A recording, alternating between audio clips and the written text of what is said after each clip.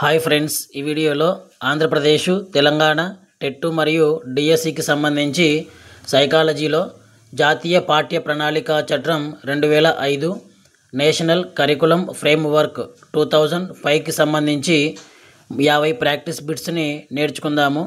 So ఈ video ఎక్కడా కూడా స్కిప్ చేయకుండా ఈ వీడియోని చివరి వరకు చూడండి.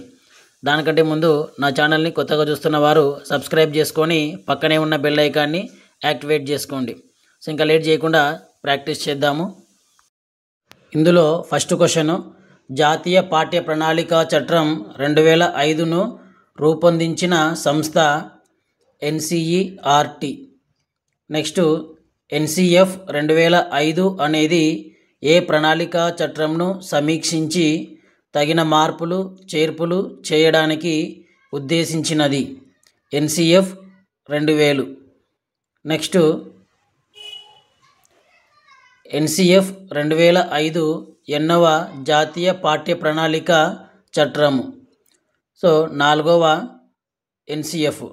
నెక్స్ట్, 2005 సంవత్సరంలో మానవ వనరుల శాఖ మంత్రి Kapil Sibal. Next, NCF 2005 steering కమిటీని ఎప్పుడు ఏర్పాటు చేశారు?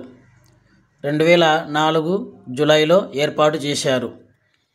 నెక్స్ట్, ఎన్సిఎఫ్ 2005 నేషనల్ స్టీరింగ్ కమిటీకి చైర్మన్గా వ్యవహరించిన వ్యక్తి ప్రొఫెసర్ యశ్పాల్. నెక్స్ట్, ఎన్సిఎఫ్ 2005కు చైర్మన్గా వ్యవహరించిన యశ్పాల్ గతంలో ఏ సంస్థకు చైర్మన్గా వ్యవహరించారు? యూజీసీకి. నెక్స్ట్, యశ్పాల్ కమిటీ తన నివేదికను ఎప్పుడు సమర్పించింది? 2 మే 2005న సమర్పించింది.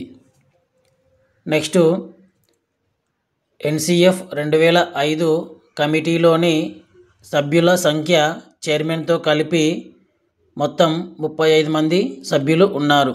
నెక్స్ట్, ఎన్సిఎఫ్ 2005లోని ఫోకస్ గ్రూపుల సంఖ్య 21. నెక్స్ట్, ఎన్సిఎఫ్ 2005ను సెప్టెంబర్ 2005లో ఏ సంస్థ ఆమోదించింది? కేబ్ అనే సంస్థ ఆమోదించింది. నెక్స్ట్, ఎన్సిఎఫ్ 2005ను ఎన్ని భాషలలోకి అనువదించడం జరిగింది? 22 భాషలలోకి అనువదించడం జరిగింది. నెక్స్ట్, ఎన్సిఎఫ్ 2005ను రూపొందించడానికి ఉమ్మడి ఆంధ్రప్రదేశ్ నుంచి ఎంపికైన వ్యక్తి professor Shanta Sinha. Next, NCF 2005 ఏ వాక్యంతో ప్రారంభమవుతుంది? సృజనాత్మకత బాల్యానికి కీలకం అనే వాక్యంతో ప్రారంభమవుతుంది. నెక్స్ట్, ఎన్సిఎఫ్ 2005 పిల్లల స్వాతంత్ర్యోద్యమానికి శ్రీకారం చుట్టబోతుంది అని పేర్కొన్నవారు యశ్పాల్. నెక్స్ట్, ఎన్సిఎఫ్ 2005 యొక్క ప్రధాన నినాదం భారం లేని అభ్యసనం. నెక్స్ట్, ఎన్సిఎఫ్ 2005 ఎన్ని మార్గదర్శక సూత్రాలను ప్రతిపాదించింది? 4 మార్గదర్శక సూత్రాలను ప్రతిపాదించింది. నెక్స్ట్, ఎన్సిఎఫ్ 2005 ప్రకారం మార్గదర్శక సూత్రం కానిది. సో మార్గదర్శక సూత్రాలు: సామాజిక భాగస్వామ్యం, ఇది సరైనది. తరగతి గదిలో నేర్చుకోవడం, ఇది సరికానిది. కృత్యాధార విద్యార్థి కేంద్రీకృత బోధన, ఇది సరి అయినది. స్వీయ మూల్యాంకనం, నిరంతర మూల్యాంకనం, ఇది సరైనది. సరికాని సూత్రము అంటే ఆప్షన్ 2 కరెక్ట్ అవుతుంది.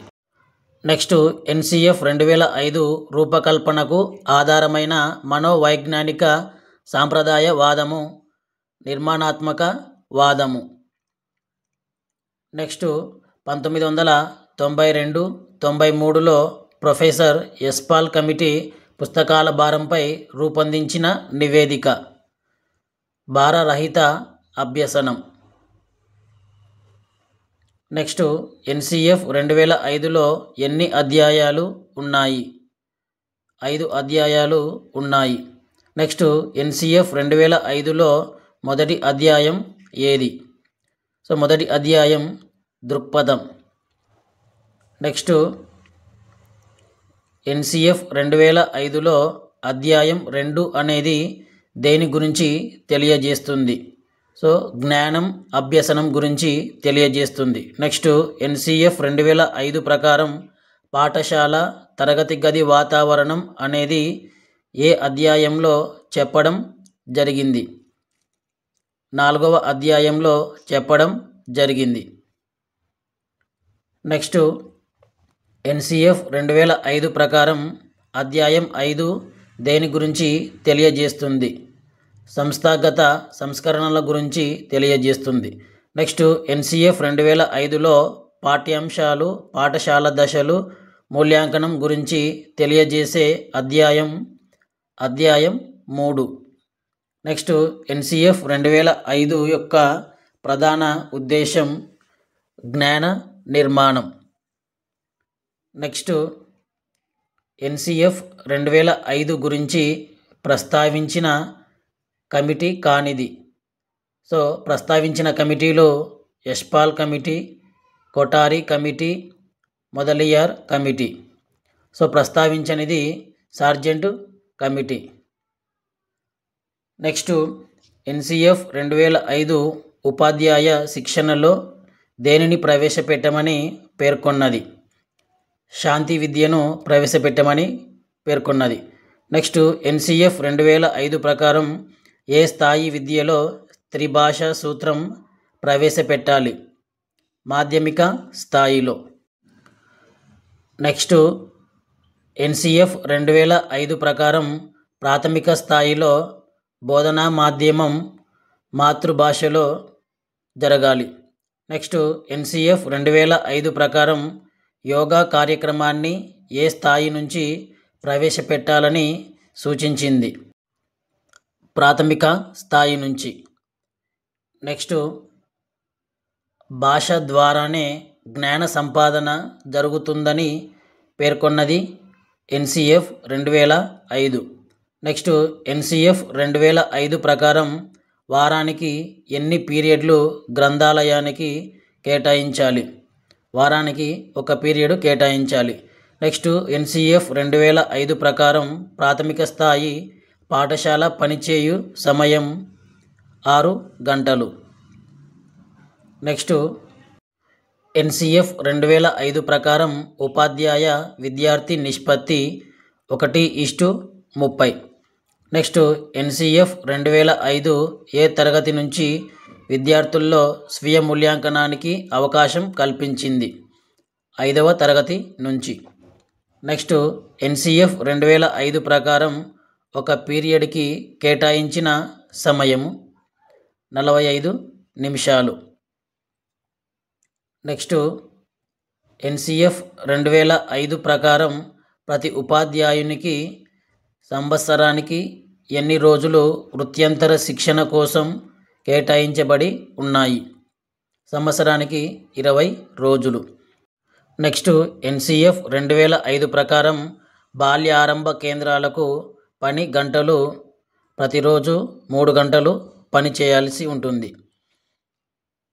నెక్స్ట్ ఎన్సిఎఫ్ 2005 ప్రకారం పాస్ ఫెయిల్ విధానం రద్దు చేసి దాని స్థానంలో దేనిని ప్రోత్సహించింది?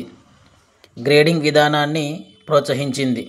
నెక్స్ట్ ఎన్సిఎఫ్ 2005 ప్రకారం ప్రాథమిక స్థాయి తరగతులు 1 నుంచి 8 తరగతులు. నెక్స్ట్ ఎన్సిఎఫ్ 2005 ప్రకారం 3 నుంచి 5 తరగతులకు వారానికి ఎన్ని గంటలు హోంవర్క్కి కేటాయించింది?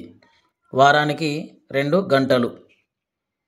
నెక్స్ట్ ఎన్సిఎఫ్ 2005 ప్రకారం 6 నుంచి 8 తరగతులకు వారానికి ఎన్ని గంటలు హోంవర్క్కి కేటాయించింది? వారానికి 6 గంటలు. నెక్స్ట్ ఎన్సిఎఫ్ 2005 పాఠశాలలో ఏ రకమైన మూల్యాంకనాన్ని ప్రోత్సహించింది? నిరంతర సమగ్ర మూల్యాంకనాన్ని ప్రోత్సహించింది.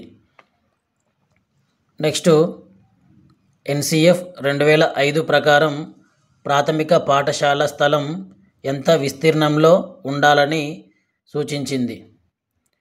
1/2 ఎకరంలో ఉండాలని సూచించింది. నెక్స్ట్ ఎన్సిఎఫ్ 2005 ప్రకారం ఉన్నత పాఠశాల స్థలం ఎంత విస్తీర్ణంలో ఉండాలని సూచించింది? 5 ఎకరాల విస్తీర్ణంలో ఉండాలని సూచించింది. నెక్స్ట్ ఎన్సిఎఫ్ 2005లోని ఏ అధ్యాయం ఉపాధ్యాయ విద్య గురించి చర్చించింది? సో అధ్యాయం 5లో ఉపాధ్యాయ విద్య గురించి చర్చించింది. నెక్స్ట్ ఎన్సిఎఫ్ 2005 ప్రకారం ఆరోగ్య మరియు వ్యాయామ విద్య ఐచ్ఛిక అంశంగా ఏ స్థాయి విద్యలో ప్రవేశపెట్టింది? హయ్యర్ సెకండరీ స్థాయిలో ప్రవేశపెట్టింది. నెక్స్ట్ ఎన్సిఎఫ్ 2005 ప్రకారం ప్రశ్నాపత్రంలో ఎంత శాతం వరకు లఘు సమాధానాలు రాసే ప్రశ్నలు రూపొందించాలని సూచించింది? 40% వరకు లఘు సమాధానాల ప్రశ్నలు ఉండాలని సూచించింది. సో ఈ వీడియో మీకు నచ్చినట్లయితే తప్పకుండా లైక్ చేయండి, షేర్ చేయండి, నా ఛానల్ని సబ్స్క్రైబ్ చేసుకోండి.